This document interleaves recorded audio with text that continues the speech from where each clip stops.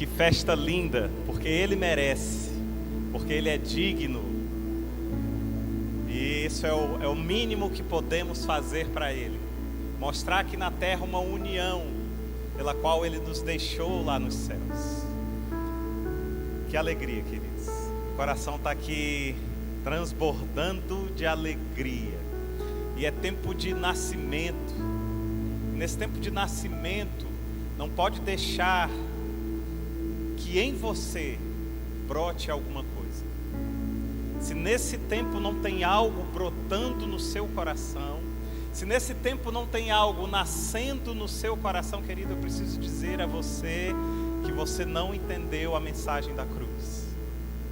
Se nesse tempo não tem algo querendo nascer, querendo dar à luz, querendo ter aquele tempo gestacional em você, querido, infelizmente você está vivendo um tempo de você mesmo. Porque esse tempo é um tempo de nascimento em todos nós.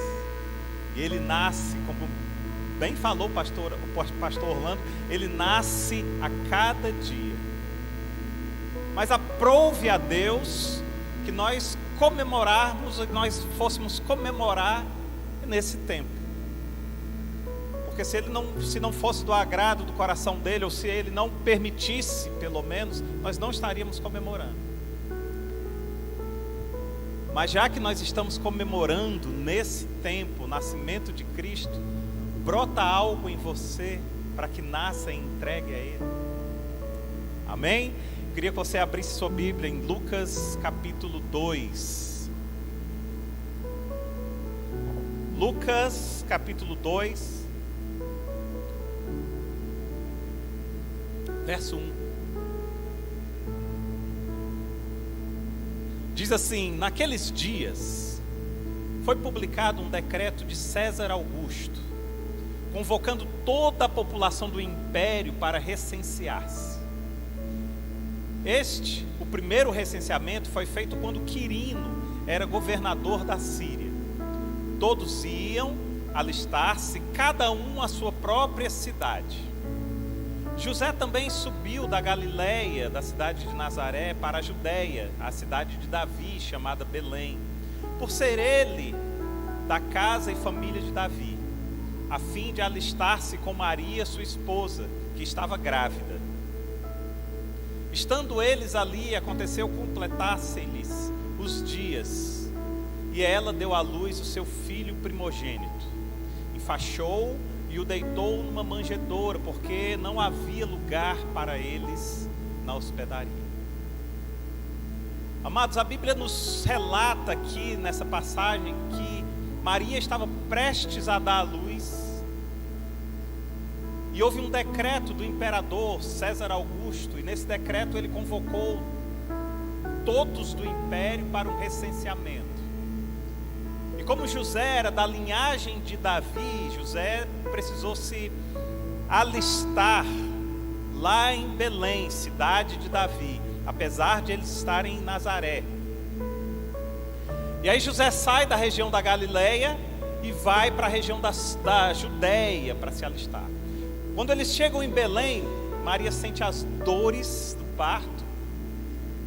E como a viagem estava cheia de percalços, mais um percalço aconteceu aqui. Eles não tinham onde se hospedar, porque a própria cidade estava cheia de pessoas que tinham ido para o recenseamento. Não havia hospedarias, não havia hotéis na época. Então José e Maria vão para um lugar como um celeiro. Maria tem Jesus e o envolve e o coloca em uma manjedoura. Manjedoura é aquele local onde você alimenta os animais, onde você alimenta a vaca.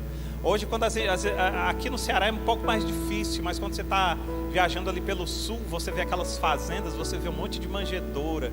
E o gado vem no horário e ele pasta ali. Ali foi colocado Jesus, naquele lugar. E ali, num lugar como aquele, nasce o Salvador da humanidade. Que história! Uma história que não caberia na minha mente e não caberia na sua mente se nós fôssemos escrevê-las. Aqui eu já aprendo uma coisa, querido. Não discuta quando uma pessoa diz que não acredita muito na Bíblia, porque a Bíblia foi escrita por...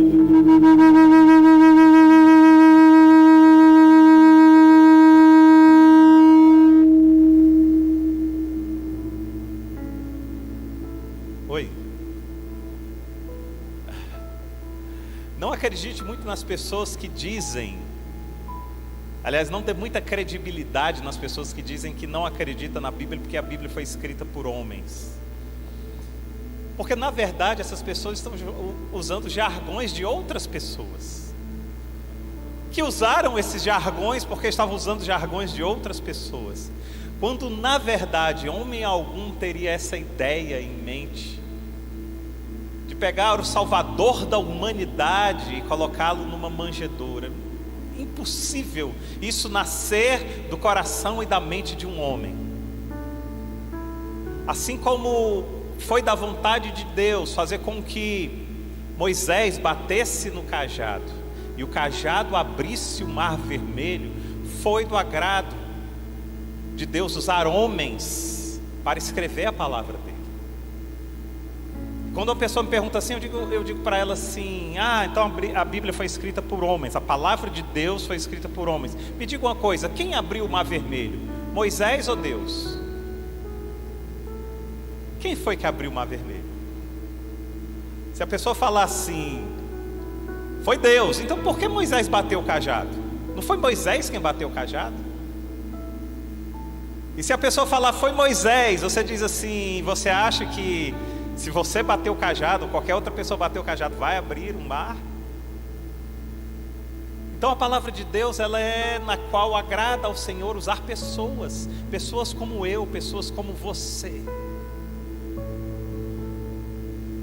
E aí, queridos, a Bíblia fala que Jesus nasce num local simples, é colocado em uma manjedoura, para dizer a mim e a você que o Salvador da humanidade, ele tem um coração simples, um coração acolhedor, mas um coração que não veio para ser simplesmente adorado no sentido da sua glória de riquezas, mas na sua glória de quem ele é. E a Bíblia continua dizendo agora lá em Mateus capítulo 2, que alguns magos, alguns sábios ou alguns estudiosos dos céus, porque naquela época os estudiosos dos céus, os astrólogos, eles eram chamados de magos, lá do Oriente, do outro lado, eles vão receber Jesus, porque eles veem o sinal dos céus. Então eles chegam a Belém, eles veem o menino, eles se prostram, eles adoram, e abrindo seus tesouros, eles entregam a Jesus as suas ofertas: ouro, incenso e mirra. Aqui eu já aprendo algumas coisas, queridos. Jesus, quando nasce, ele recebe presentes. Naquela época, só recebia presentes na época do nascimento, ou era da família, ou era alguém muito importante, ou era um rei. Olha que interessante. Você pode não ser rei, mas você é da família. Qual é o presente que você tem para entregar a ele? E aqueles sábios, eles entregam ouro, incenso e mirra. O ouro demonstra, escancara a realeza daquele que está nascendo, a realeza de Jesus, ressaltando o fato de Jesus ser realmente rei. O incenso naquela época era usado pelos sacerdotes quando iam oferecer algo a Deus. Então o incenso demonstra que Jesus não era só rei, mas Jesus também era um sacerdote. Era o sumo sacerdote que vinha em favor dos seus. E o incenso naquela época era usado pelos sacerdotes quando iam oferecer o corpo para Deus, embalsamar o corpo na época da morte. Então ali já tinha uma profecia e uma previsão da morte de Jesus. A Bíblia ela é tão maravilhosa, ela é tão perfeita que ela fala detalhes de detalhes de um grande quebra-cabeça em que você vai montando cada peça, e no final você diz: uau, como Deus é maravilhoso. Mas eu quero colocar uma curiosidade aqui também para vocês.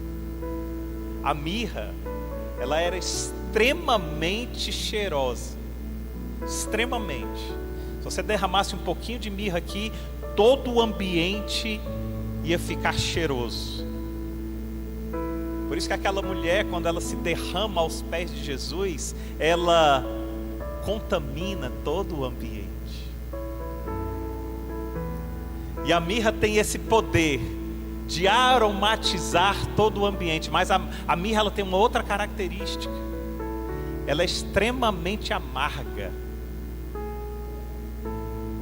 E orando a Deus e pedindo discernimento, Deus me disse o seguinte: filho, a mirra, Jesus recebeu a mirra, porque a mirra ia comunicar de que Jesus ele ia ser o sacrifício de aroma suave ao Pai.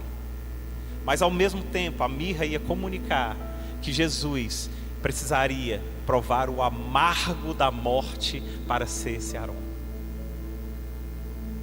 Queridos, só isso eu já louvo a Deus, porque a Bíblia ela tem riquezas e tesouros e profundidades na palavra que eu digo: Senhor, que maravilha! Que maravilha poder olhar a tua palavra e aí você diz: que homem escreveria algo desse tipo? Jesus estava recebendo no seu nascimento a incumbência de ser o aroma agradável do Pai, mas ao mesmo tempo Jesus estava recebendo no seu nascimento a incumbência de provar do amargo da morte para ser esse aroma. Vocês estão entendendo? Mas presta atenção numa coisa. Nós estamos falando dos 3 reis magos, aqui é só uma observação. Os 3 reis magos chegam e oferecem a Jesus ouro, incenso e mirra. Mas a maior e a melhor oferta dos reis magos foram eles mesmos. A maior e a melhor oferta que você vai oferecer a Deus nunca será num gasofilácio, nunca será num Pix, nunca será em lugar nenhum, senão dentro do seu coração. Essa é a melhor oferta. Os reis magos, antes de ofertarem ouro, incenso e mirra, eles ofertaram o seu coração e a sua vida. Eles já vinham estudando os céus, eles já vinham observando a movimentação do alto há muito tempo. Você nunca vai ter o discernimento do que o céu está dizendo de uma hora para outra. Você precisa parar e começar a observar os céus. Não importa o que você tem para oferecer a Deus, a oferta da sua vida sempre será a melhor oferta que você poderá deixar no altar. Por isso que Deus amou tanto o mundo, a ponto de ofertar o melhor que Ele tinha. Ele não ofertou qualquer coisa, Ele ofertou o Filho amado. Ele entrega a vida do Filho, ofertando aquilo que Ele tinha de melhor. Queridos, olha só, muitas vezes nós vamos e oferecemos algo para Deus, mas retemos o nosso coração. Muitas vezes nós chegamos ao altar, entregamos algo para Deus, mas retemos o nosso coração. As pessoas olham muito para os presentes que os sábios ofereceram para Jesus, mas poucas pessoas percebem que os sábios se ofereceram como presentes para Jesus. E é isso que nessa manhã Deus quer que a gente abra os olhos. Tem muita gente deixando a oferta e saindo, enquanto Deus está nos puxando e dizendo: ei filho, fica. A oferta que eu quero é o teu coração. Ei filho, isso que você trouxe é bom, é maravilhoso, mas o que eu quero é algo mais, filho. É algo que o dinheiro não compra, é algo que o valor financeiro não paga, é algo que você não é capaz de comprar nas lojas, em lugar nenhum. Mas é algo que te pulsa e te faz viver, filho.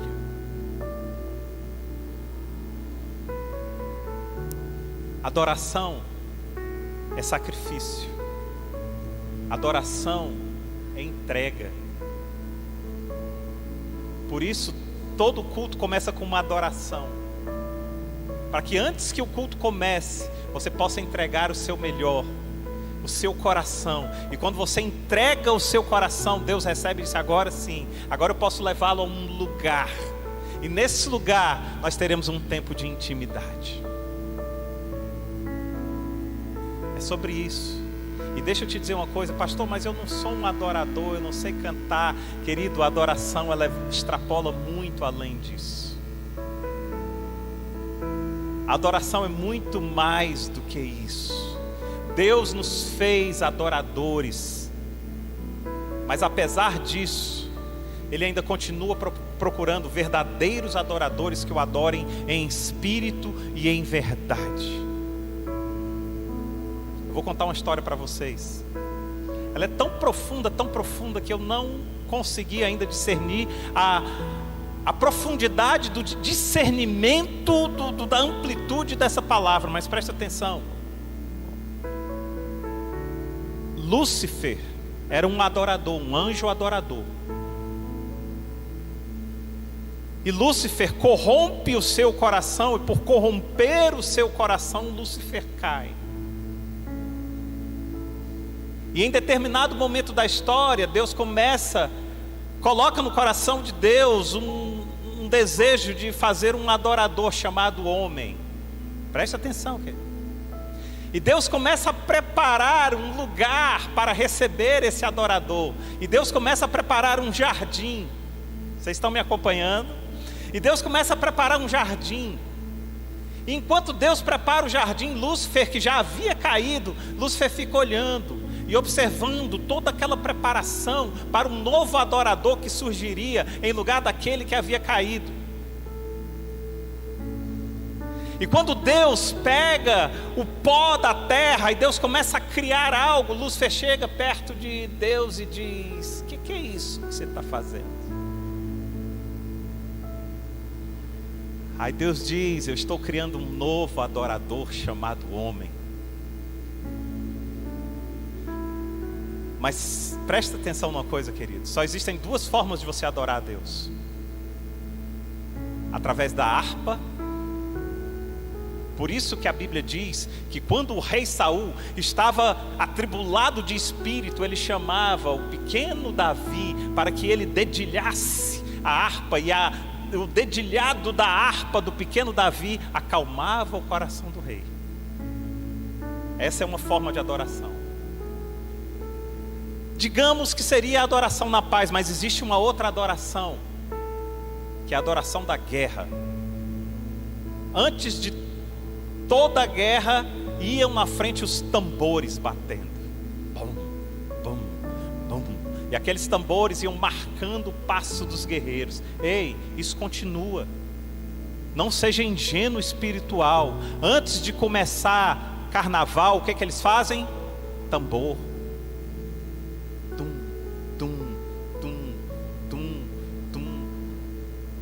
Eles até colocam ali não sei se é um cavaquinho, só para marcar o tempo, mas o que marca é o tambor. Por quê? Porque ali vai começar uma guerra espiritual. Samba, tambor. Olodum, tambor. Eu não sei se vocês já viram aqueles chineses, japoneses, que eles têm aqueles tambores enormes que eles ficam batendo. Bum, bum. Ali é início de guerra, tambor.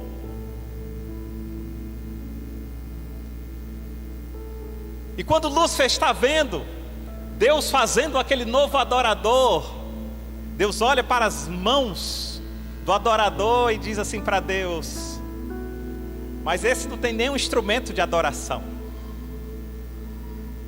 E aí Deus olha para Lúcia e diz: você não viu nada, porque eu vou colocar dentro dele um instrumento de adoração que vai me adorar 24 horas por dia. E deixa eu te contar uma coisa: o teu coração, ele bate na frequência de um tambor. Não tem jeito. O teu coração bate na frequência de um tambor. Sabe o que significa isso? Que você jamais vai deixar de emitir adoração quando o teu coração parar. E se você for para o inferno, porque se você for para o céu, aí é que você vai adorar mesmo. Mas presta atenção em que frequência teu coração está batendo, porque os tambores de Olodum, os tambores do carnaval continuam batendo também. Acorda. Você está adorando alguma coisa. Se o teu coração está batendo, você está adorando alguma coisa, querido. Alguma coisa você está adorando. E quando Deus faz o homem, coloca no homem o coração, e aí Deus diz: haja vida. E ele sopra nas narinas do homem, o tambor começa a bater. Tum, tum, tum, tum, tum, tum, tum. Tá passando por guerra? Tum, tum, tum. Tá passando por tribulação? Tum, tum, tum. Adore. Você foi feito para isso. Você foi feito para adorar. O teu coração clama por adoração. Você é um adorador nato, em que o teu coração bate na frequência do tambor. Amém? Mas tem muita gente deixando a oferta no altar e saindo. Os sábios fizeram o inverso. Eles primeiro entregaram o coração e depois eles entregaram a oferta. E nós poderíamos tirar várias lições desses sábios, mas eu queria focar em duas lições, apenas duas lições que nós podemos aprender da Bíblia. Primeira, Mateus capítulo 2, verso 9. Diz assim: depois de ouvirem o rei, aqui os sábios já empreenderam viagem, chegaram e agora estão diante de Herodes, né? Saem, perguntam onde tinha nascido o Salvador, porque eles sabiam, eles tinham visto nos céus. E aí depois de ouvir o rei, partiram, e eis que a estrela que viram no oriente os precedia, até que chegando parou sobre onde estava o menino. Que lição a gente pode tirar daqui, querido?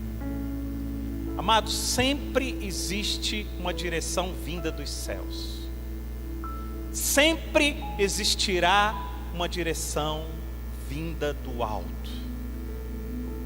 Existe uma história que eu amo muito, essa história, em que um grupo de pessoas foi visitar um museu, e ali tinha o guia, estava explicando os quadros, e tinha um quadro enorme, que era um tabuleiro de xadrez, uma pessoa com uma cara muito triste, e o diabo rindo e apontando para a pessoa. E o guia estava dizendo: o nome desse quadro é Checkmate. E as pessoas olharam, meu Deus, que cena. A pessoa totalmente abatida, o tabuleiro de xadrez montado, e o diabo rindo e dando gargalhada. E aí aquele grupo de turistas acompanhou o guia, eles foram vendo outro quadro, até que lá pelas tantas eles estavam vendo já um quinto, um sexto quadro, quando eles ouvem uma voz gritando: não foi. E eles voltam correndo, e quando eles voltam, tinha um cara apontando para o quadro, para o checkmate, e dizendo: não foi checkmate. Se ele mexer essa pedrinha, ele consegue escapar. Amados, não existe checkmate do diabo na sua vida. Talvez você esteja dizendo: acabou. Talvez você esteja dizendo: eu não consigo mais. Talvez você esteja dizendo: está no fim, está acabando. Mas Deus diz: ei, ainda existe uma pedrinha, que se você mexer essa pedrinha, você vai escapar. E deixa eu te dizer uma coisa, querido: em toda tribulação em toda luta, em toda guerra, em todo problema, existe uma saída chamada crescimento espiritual. Em toda tentação, existe uma saída em que você cresce, em que você dá um nível além. Aprenda isso. Às vezes Deus nos leva através do Espírito Santo para o deserto, não é para você morrer lá não, querido. É para você começar um ministério novo na sua vida. Quando o Espírito Santo leva Jesus para o deserto, Ele está dizendo assim: eu tenho algo mais profundo para você. Agora, para que você seja mais profundo, você precisa passar pela prova. E o mundo repete aquilo que os céus falam. Ei, você quer passar por uma nova série? Você quer passar por um novo semestre na faculdade? Você tem que fazer o quê? Prova. Uau! Se eu tenho que passar pela prova para passar para um novo nível, então quando muitas vezes o Espírito Santo diz: ei, eu tenho um novo nível para você, então eu vou te colocar na prova, porque na prova vai me dizer se você está apto ou não para o novo nível. Percebem? E a gente é contra a prova. Aliás, o Ministério da Educação está querendo abolir prova. Sabe por quê? Para te tornar fraco para os novos níveis. Uau! Entenda que tudo é espiritual. Chega para o ministério e diz assim: não, eu quero passar pela prova. Não, mas você não precisa passar pela prova. Os professores avaliam. Eu quero passar pela prova, porque a prova me coloca num novo nível. A prova me diz se eu estou apto ou não. Pastor, e se eu não estiver apto? Vai lá, meu filho, reprova, faz tudo de novo, mas agora faz melhor, faz bem feito, e faz a nova prova, e vai. Jesus é colocado na prova. E que prova? Se és filho de Deus, transforma a pedra em pão. Jesus ouve o estômago dele morrendo de fome. Jesus olha para ele, tem poder para isso. Jesus olha, cheio de pedra. Que prova é essa? Mas Jesus olha para o diabo e diz: nem só de pão viverá o homem, mas de toda palavra que procede da boca de Deus. Sabe o que acontece? Está aprovado. Vem para um novo nível, filho. Começa o teu ministério. Sabe por que muitas vezes nós não começamos ministérios? Porque desviamos das provas, porque corremos das provas, porque não passamos das provas. Por isso.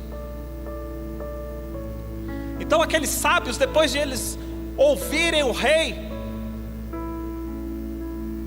eles vão para onde estava o menino. Sempre existe uma direção vinda dos céus.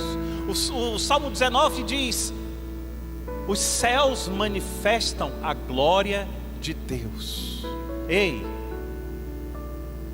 uma vez eu cheguei fazendo as minhas meditações e lendo a Bíblia, eu disse: Senhor, a incredulidade está tão grande. Por que o Senhor não colocou a Bíblia logo nos céus, para quando a gente acordasse de manhã, a gente já pudesse olhar e ver ali um versículo? Deus falou comigo, Deus falou no meu coração. E você acha que eles iam crer, filho?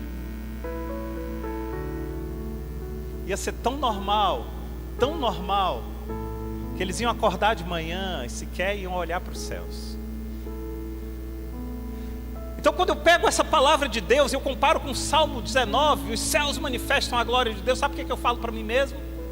Eu olho para os céus e digo: o que eu estou vendo? Se eu não estiver vendo a glória, é porque eu estou cego espiritualmente. Ei, se você não está vendo, se você não está enxergando a glória de Deus manifesta nos céus, ei, sinto dizer, você está cego espiritualmente. A cada manhã, a manifestação da glória se renova. A cada manhã. E as misericórdias descem, para que a gente possa contemplar a glória de Deus. Aqueles sábios tiveram o privilégio de ter um encontro com Jesus, porque eles não só olharam para o céu, mas eles investiram tempo. Eles investiram conhecimento, discernimento nas coisas do alto. Hoje as pessoas se dizem especialistas, Eu acho tão engraçado. Brasil, segundo maior país cristão do mundo. Eu olho e digo, que mentira é essa? Ou não. Ou talvez seja verdade quando você pega e você coloca o parâmetro de cristão lá embaixo. Lá embaixo. Se você colocar o parâmetro de ser cristão lá embaixo, aí sim, podemos ser o segundo maior país cristão do mundo. Mas quando você pega e você coloca e eleva o nível de cristianismo, daquele cristianismo de que a Bíblia te pede para ser, eu olho e digo assim, não somos mesmo. Não somos mesmo. Mas Deus requer que você tenha um mínimo de nível de cristianismo, querido. Mas as pessoas se acham especialistas nas coisas espirituais, quando na verdade elas são extremamente superficiais naquilo que está direcionando a elas. Pastor, eu não vejo problema em ouvir música do mundo. Pensei isso muitas vezes, e esse culto vai ficar ligado, e eu sei que eu vou receber várias críticas com relação a isso. E vou entender cada crítica que chegar, sabe por quê? Porque cada pessoa tem um nível. Mas quando eu entendi que toda música te leva para algum lugar, eu parei de ouvir música do mundo. Ah, pastor, mas se o senhor chegar num restaurante e estiver passando uma musiquinha, querido, eu não sou radical a esse ponto. Mas eu colocar na minha casa uma música do mundo para que ela me leve para algum lugar, eu não faço, porque eu sei para onde eu quero ir. Eu sei para onde eu quero ir. Ah, pastor, mas eu ouço música do mundo para relaxar. Sério? Maravilha, querido. Você não consegue relaxar com as músicas de Deus? Não consegue? Qual é a próxima desculpa? Não há, querido. Não há. Nós tivemos uma pessoa que veio nos procurar, um músico de primeira, já tinha tocado com grandes cantores gospel aí, e ele veio nos procurar, e eu não sei nem porquê. Ele disse, eu queria que o senhor orasse por mim, porque eu vou tocar agora. Eu aceitei tocar na noite, mas pastor, presta atenção, pastor, a lista já foi colocada, são só músicas que não fazem mal a ninguém, o restaurante é um restaurante de família, não sei o que e tal, e hoje é sexta-feira, e hoje eu já aceitei o convite, eu vou tocar hoje. Era sexta-feira à tarde, aqui nesse lugar, a gente aconselhando esse rapaz. Eu disse, meu irmão, se você veio até aqui para ouvir a minha opinião, para ouvir um aconselhamento pastoral, eu queria dizer para você, recuse. Mas pastor, eu já comuniquei, muita gente vai ficar chateado. Diz, qual você acha melhor? Chatear as pessoas ou chatear Deus? Se você não pode dizer não para as pessoas para não chateá-las, você acha que pode dizer não a Deus para chateá-lo?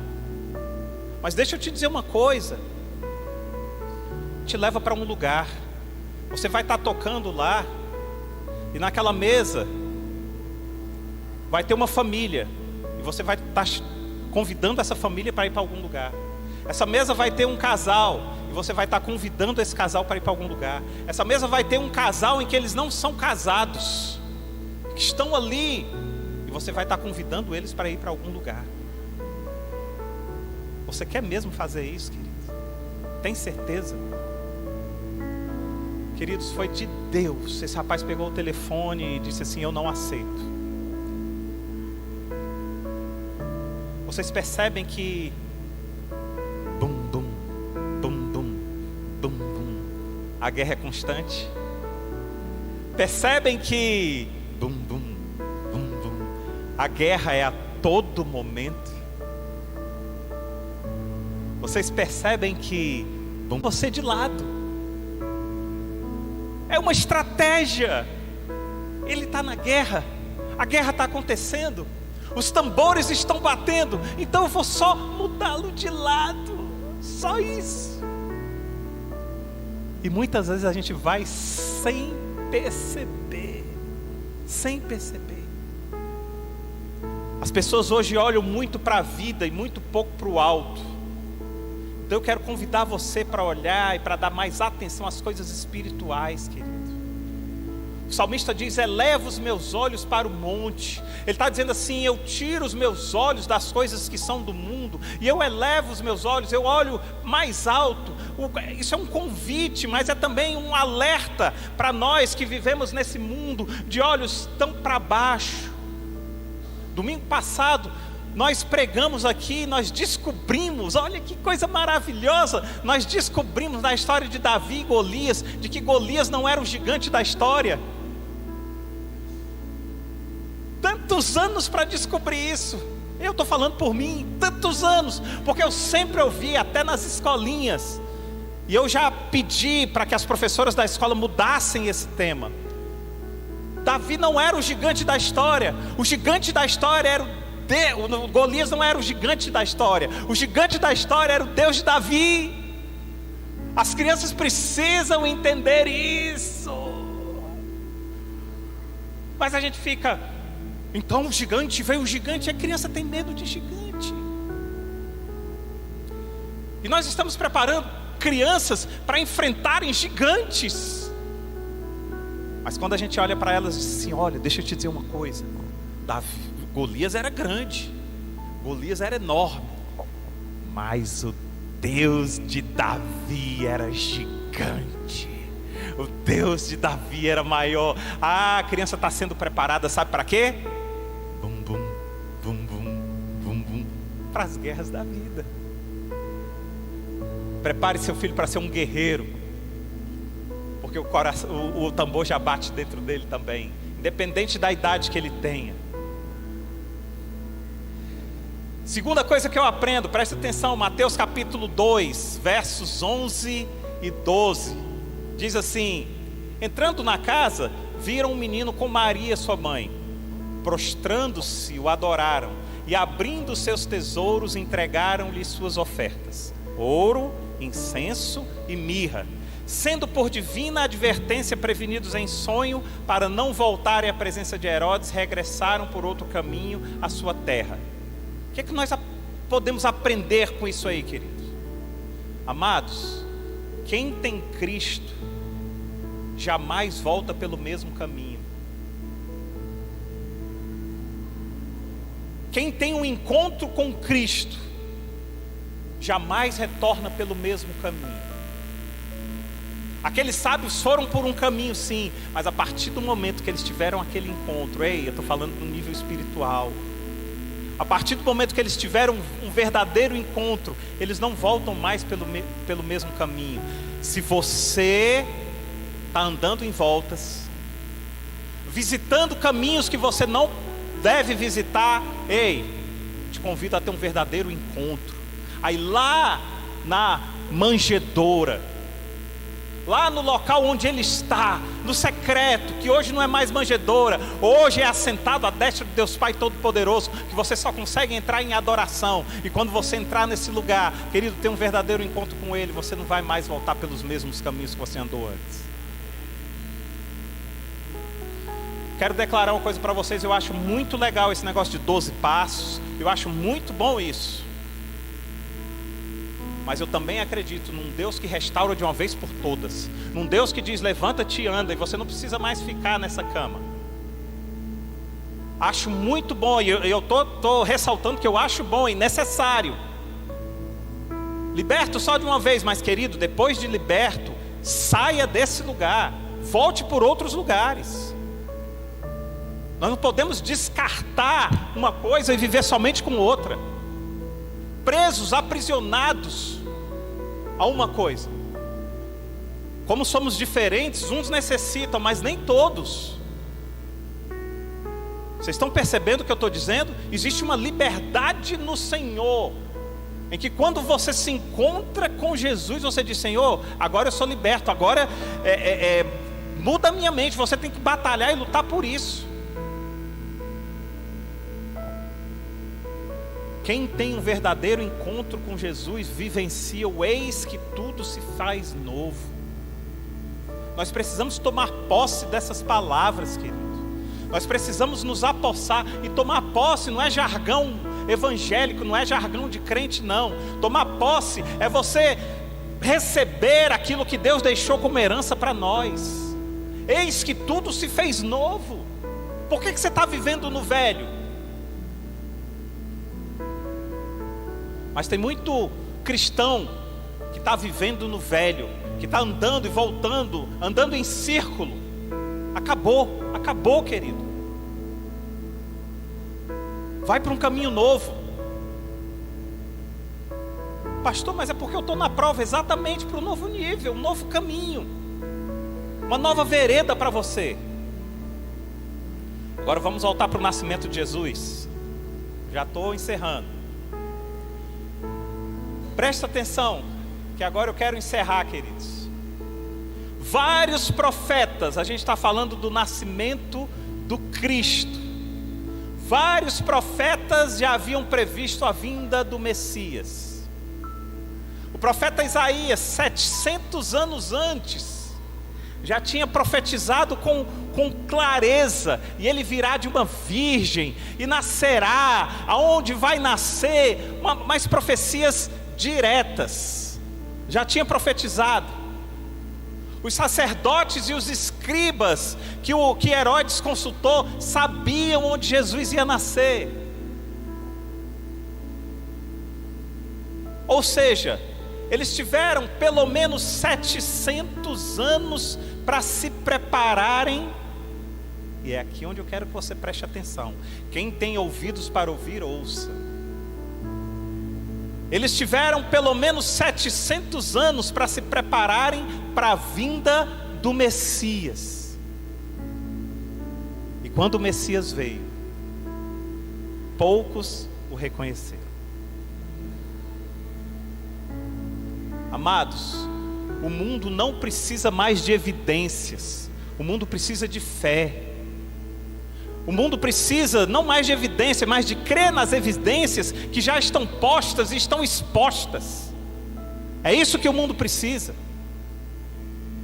Uma vez eu fui pregar numa igreja, e eu comecei pregando assim: pare de ler a Bíblia, pare de ler a Bíblia. As pessoas ficaram assustadas. Já pensou o pastor mandando você parar de ler a Bíblia? E eu insisti: pare de ler a Bíblia, pare de ler a Bíblia. Quando as pessoas já estavam meio assim, eu disse: e comece a praticar aquilo que você já sabe, ainda que seja mínimo, ainda que seja pouco, mas você já sabe o suficiente para começar a praticar algo que você aprendeu. E no final eu disse: não pare de ler a Bíblia. Mas é impressionante, aquela mulher, quando ela teve um encontro com Jesus, a mulher samaritana, ela deixa tudo de lado. Mas ela deixa tudo como, pastor? Como é que o senhor sabe, querido? Espiritualmente, o cântaro era a necessidade dela. Ela necessitava tanto daquele cântaro que ela foi capaz de ir buscar água meio-dia, horário que ninguém vai buscar água. Então o cântaro era a necessidade dela naquele momento. Ela precisava voltar com a sua necessidade cheia. Ei, vocês estão me entendendo? Ela foi buscar algo que saciasse a sua necessidade. Mas quando ela tem um encontro com Jesus, a Bíblia diz que ela larga o cântaro e sai correndo e falando: ei, eu encontrei o Messias. Ei, eu encontrei o Cristo. Ei, qual é o teu cântaro? Qual é a tua necessidade? Eu tenho uma mensagem para você. Jesus é maior do que a tua necessidade. Independente do tamanho do teu cântaro, Ele é muito maior. E quando você tem um encontro verdadeiro com Ele, que você entrega todo o seu coração, você larga o seu cântaro e você diz assim: agora a minha necessidade é Cristo.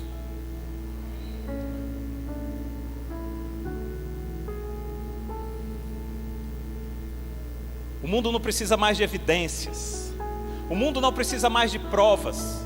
Precisa de pessoas que possam crer nas provas que já estão lá. Deus não precisa provar mais nada a ninguém. O próprio Jesus já sentenciou na cruz: tetelestai, está consumado, está feito. Nada mais é necessário, querido. Está totalmente pago. Agora preste atenção para encerrar. Nunca acredite num pastor quando ele diz que é para encerrar. Certo? Quando ele diz que é para encerrar, ainda tem mais 1h30. Tem mais 8 tópicos. Para encerrar, queridos, para a gente começar a nossa ceia, dando continuidade ao texto lá de Lucas 2, a Bíblia nos conta que no verso 8, os anjos apareceram. Então lá em Mateus os anjos aparecem para quem? Aparecem para os sábios. E lá em Lucas os anjos aparecem para alguns pastores. Então os anjos aparecem para os pastores, e aí eles dizem que Jesus tinha nascido na cidade de Belém. E a Bíblia diz que os pastores foram correndo para lá, e quando chegaram lá, eles viram Jesus na manjedoura e glorificaram a Deus. Até aí é história de livro. Mas qual é a nossa interpretação? O que eu quero que você entenda? Vou até falar mais alto aqui. Pastores viajaram de longe para receber Jesus. Os sábios viajaram de longe, lá do Oriente, para receber Jesus. Mas onde estavam os moradores de Belém? Onde estavam os vizinhos da manjedoura? Onde estavam? Onde estavam os escribas, os religiosos, os crentes da época, que conheciam o livro de Isaías? Onde estavam? Que alerta Deus quer para a gente nessa manhã? Muitas pessoas pensam que estão perto, mas na verdade estão longe. E muitas pessoas que estavam longe são convidadas a estarem perto e se dispõem a virem e se achegarem mais. Que tipo de pessoa você é? Será que você não é aquele tipo de pessoa que acha que está perto, quando na verdade a coisa está acontecendo no teu quintal, filho, e você está aí dormindo? Ou será que você é aquele outro tipo de pessoa que está ardendo no seu coração de ir mais longe, de sair do Oriente lá no Ocidente para ter um encontro mais próximo com Ele, mais perto dEle? Enquanto alguns dispostos vencem distâncias e obstáculos, outros veem as coisas acontecendo ao lado delas e deixam passar. Que tipo de pessoa tem sido você? Deus convidou 2 tipos de pessoas para a festa de nascimento. Os pastores, fala de humildade, fala de pessoas dispostas a obedecer, fala de pessoas que cuidam. E os sábios falam de pessoas que estão olhando para o alto, pessoas que estão aptas a discernir aquilo que o alto tem para nos dizer. Se o nascimento de Jesus fosse hoje, uau! Você seria convidado? Eu vou dar a resposta já. Mas eu quero que você pense. Se o nascimento de Jesus fosse hoje, você seria convidado? A resposta é sim. Se você teve dúvida, querido, não tenha dúvida. Sim. Se o nascimento de Jesus fosse hoje, você seria sim convidado, sim. Mas a questão não é essa. O convite está posto, o convite está em suas mãos. Mas será que, mesmo distante, você seria capaz de se levantar e ir até o Cristo oferecer os seus tesouros? Essa é a pergunta. Mesmo distante, você seria capaz de dizer: eis-me aqui, ei, deixa que eu vou. Mas é distante, você está lá no Oriente, e Jesus está nascendo lá no Ocidente, não tem problema. Coloca uma estrela aí no céu que eu sigo. Em Mateus capítulo 22, verso 14, diz assim: porque muitos são chamados, mas poucos são os escolhidos. Uma tradução mais profunda para essa passagem, mais exata no grego, ela seria mais ou menos assim: porque muitos são chamados, mas poucos respondem aos chamados. Essa seria uma tradução mais próxima do original grego. E olha como faz mais sentido. Porque muitos são chamados, mas poucos respondem ao chamado. Essa é a questão. Se o nascimento de Jesus fosse hoje, com certeza, querido, você seria convidado. Mas será que você responderia ao convite? Então eu quero fazer um convite para você. Daqui a pouco nós vamos cear. Nós vamos receber novamente a lembrança daquilo que Jesus nos deixou como oferta, dizendo: fazer isso em memória de mim. Nós vamos relembrar aquilo que Ele fez. E não só isso, Jesus está nos convidando para já nesse ano e entrando no ano de 2024, você saia de onde você está. E ei, você sabe onde você está. Você sabe onde você está. Que você saia de onde você está. Não estou falando que você está em local ruim. Você está em local... Você sabe onde você está. Muitas vezes você pensa que está perto, mas às vezes as coisas estão acontecendo na manjedoura ao lado, e você pastando aqui na manjedoura ao lado. Você sabe onde você está. Mas o Senhor, Ele te convida a dizer: ei, filho, levanta-te, anda, vem para mais perto. O Cristo nasceu, o Cristo está aí, o Cristo está aqui. Levanta-te, oferece o teu sacrifício, oferece o teu ouro, oferece o teu incenso, oferece a tua mirra. Então, queridos, independente se você já aceitou a Jesus há 1 ano, há 2 anos, há 10 anos, há 20 anos, independente se você nunca aceitou a Jesus, se você está ouvindo o convite e você quer dizer: olha, em 2024, olha, eu quero ir para mais perto. Eu quero ir olhar com os meus próprios olhos. Eu quero ter a minha própria história de milagres nele. Eu quero viver, eu quero sair desse ciclo de andar no mesmo caminho. Eu quero ter uma nova história com ele, um novo momento com ele. Fique em pé, nós queremos orar por você. Eu queria chamar o pastor Orlando para vir aqui para cima. Fique em pé, amém, meu irmão. Amém. Deus é fiel para cumprir infinitamente mais. E nós teremos em 2024 uma igreja forte, uma igreja que vai nos levar a níveis mais profundos nele.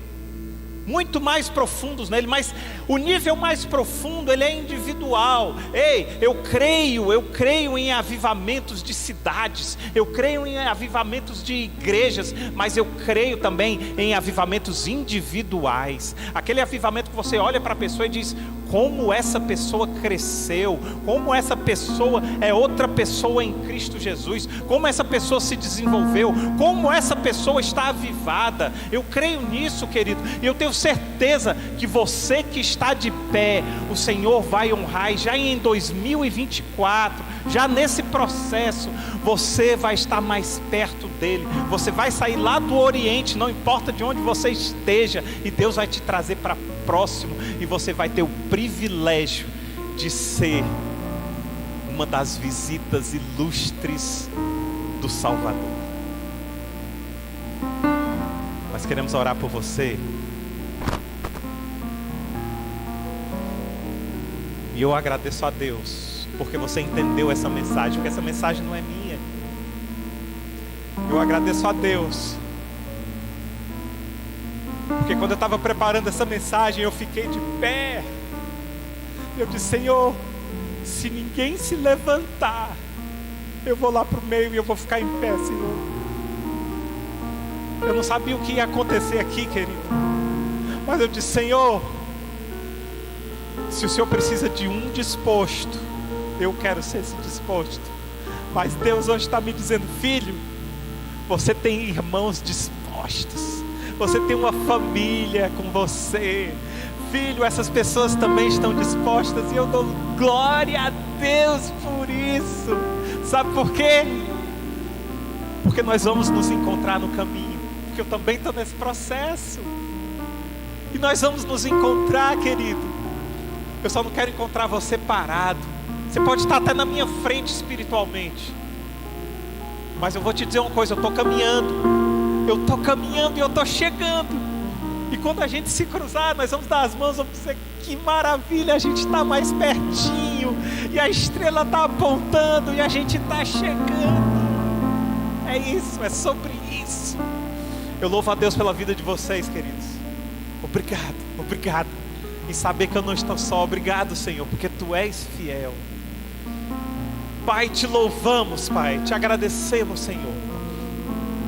Obrigado, Senhor. Obrigado, Senhor, porque a Tua palavra é derramada como bálsamo, Pai, que nos conforta, mas também nos confronta, que nos faz, Senhor, nos levantar e andar, Senhor, mas também, Senhor, que nos faz nos sentir amados, Pai. Nós queremos, Senhor, nós queremos sim, Pai, ser aquela equipe, Senhor, cujo coração bate, Pai, no ritmo dos céus. Ah, Senhor, em nome de Jesus, o nosso tambor, Senhor, nós declaramos a Ti. O nosso tambor, Senhor, nós sacrificamos a Ti. O nosso tambor, Senhor, nós entregamos, Senhor, para que ele bata conforme, Senhor, a música que vem dos céus, Pai. Obrigado, Deus. Muito obrigado, Pai. Louvado seja o Teu nome, Senhor. Em nome de Jesus, Senhor, nós Te agradecemos. Fui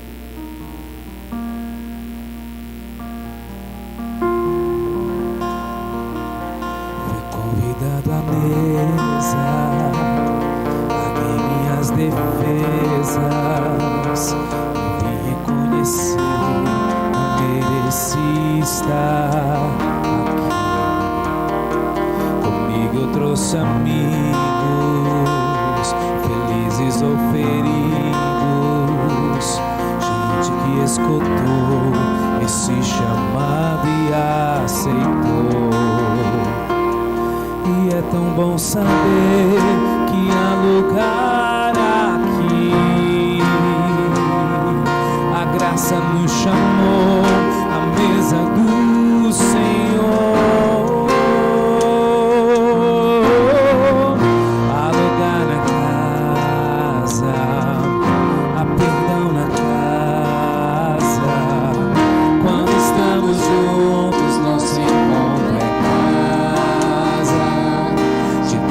Pai, a esperança na casa, recomeço na casa, reunidos nele, nosso encontro é casa de Deus Pai.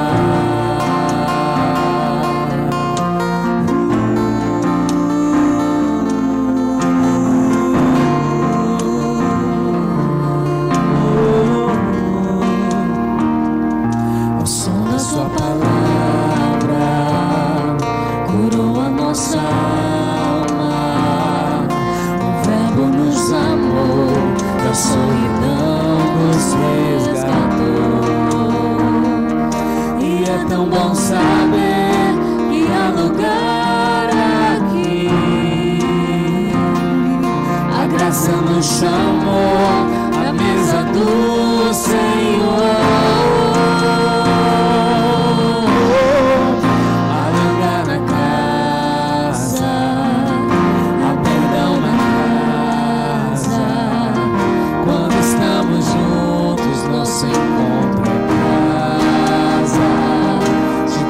Pai, a esperança na casa, recomeço na casa, reunidos nele, nosso encontro é casa de Deus Pai.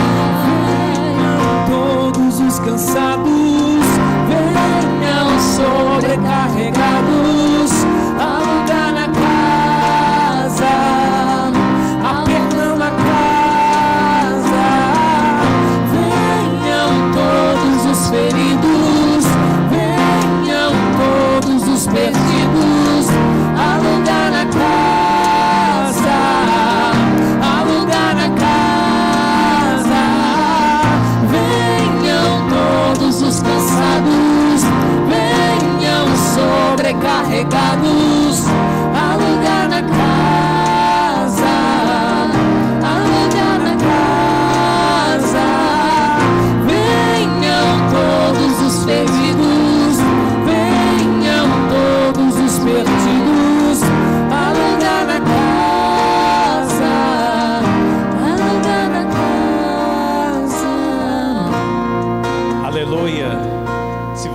tinha alguma dúvida de que você seria convidado para o nascimento, essa música tirou qualquer dúvida do seu coração, querido. Há lugar na casa, lugar para os imerecedores, lugar para os pecadores, lugar para os indignos, lugar para os pobres, lugar para todos. Mas é necessário que você venha. Em Apocalipse, Deus diz: eis que estou à porta e bato. Aquele que ouvir a minha voz e abrir a porta, eu entrarei e cearei com ele. Querido, nós não temos muita coisa, mas nós temos uma porta. E Deus só pede uma coisa para nós: filho, abre a porta. O resto eu faço. Abre a porta. A ceia está pronta. Eu quero te levar para a mesa. A mesa está posta. Mas só abre a porta, filho. E muitas vezes nós permanecemos com a porta fechada. Mas eu louvo a Deus, porque a Casa Viva e a casa de oração hoje abriram as portas. As portas foram abertas, porque é sobre Ele. É sobre Ele, é Ele que quer entrar, e Ele é o dono da casa. Ai, há lugar, queridos, há lugar, queridos. Por isso, Deus nos convida a ceiar. E quando Jesus levantou o pão e disse: essa é a minha carne, que é dada por vós, fazei isso em memória de mim. Ele sabia que no dia 24 de dezembro de 2023, em Fortaleza, no bairro Edson Queiroz, a Casa Viva e a Casa de Oração estariam reunidas, lembrando aquele gesto. Aquele gesto ele sabia. E mais, ele sabia que você estaria aqui com o coração aberto para relembrar esse gesto. Portanto, querido, pegue o seu pão e, relembrando o sacrifício da cruz, pode comer o teu pão, relembrando aquilo que Deus fez.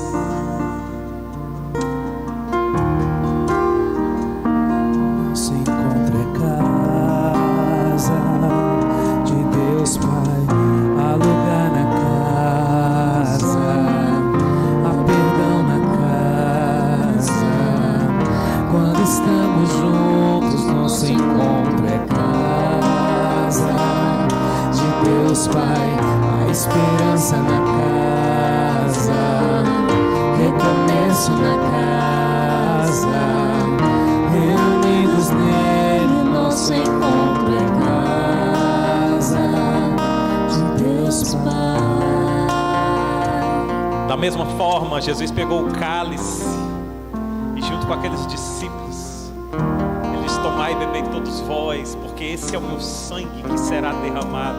Queridos, eu tenho plena convicção que a maioria ali não entendeu nada. Sabe por quê? Porque o convite vem antes do entendimento. Primeiro ele convida, depois você entende. Por isso que muita gente não vai, porque tem muita gente que quer primeiro entender para depois aceitar o convite. Quando Jesus diz assim: ei, você não vai entender agora, você não está no nível do entendimento, você está no nível do aceite. Por isso que você não precisa entender o gesto que você fez aqui em se levantar e aceitar estar com Ele mais próximo em 2024. Mas você estará mais próximo dele, porque você aceitou o convite. E naquele momento Jesus disse assim: aceite, tome comigo, tenha parte em mim, porque lá na frente vocês vão entender. Então, querido, presta atenção. O entendimento pode vir depois, mas agora é hora de aceitar. Agora é hora de se levantar e ir para mais perto. O entendimento Ele vai dar no tempo certo. Mas se você fechar o aceite, não vem o entendimento. Mas quando você aceita, logo depois, ele começa a vir o processo do entendimento. Portanto, pega o teu cálice e faça parte, e aceite ceiar com Ele. Aceite esse tempo de intimidade com Ele. Pode ceiar, querido. Venham todos os cansados, venham sobrecarregados, ao lugar na casa, apegam na casa. Venham todos os feridos, venham todos os perdidos, ao lugar na casa, apegam na casa. Venham todos os cansados, venham sobrecarregados, alugar na casa, alugar na casa. Venham todos os feridos, venham todos os perdidos, alugar na casa, alugar na casa, alugar na casa. Há perdão na casa. Quando estamos juntos, nosso encontro é casa de Deus Pai, a esperança na casa, recomeço na casa. Reunidos nele, nosso encontro é casa de Deus Pai.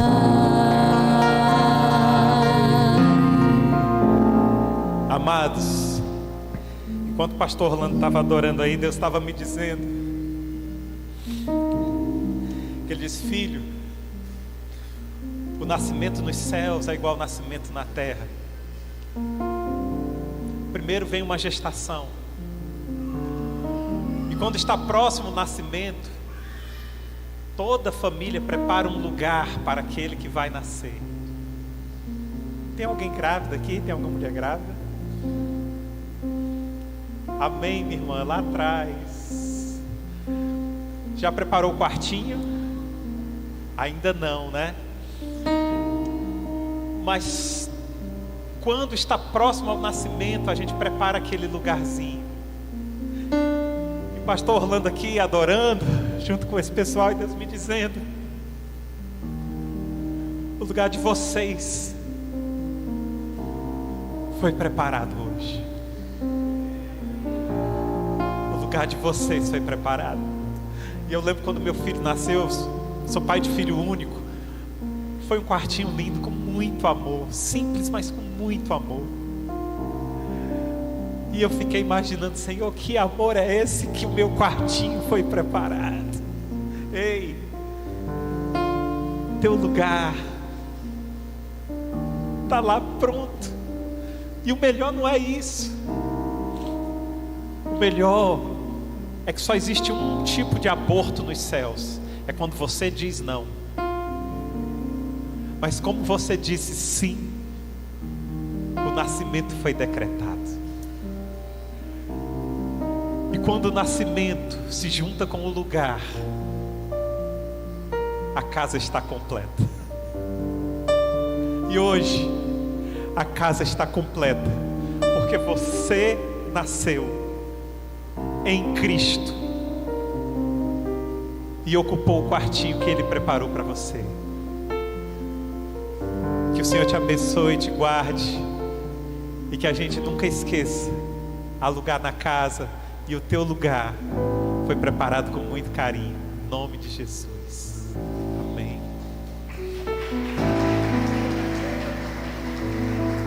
Aleluia. Vamos encerrar essa manhã cantando Porque Ele Vive. Não deixe de abençoar alguém, abraçar alguém, se confraternizar com alguém, desejar um Feliz Natal para essa pessoa. Porque Ele vive, posso crer no amanhã.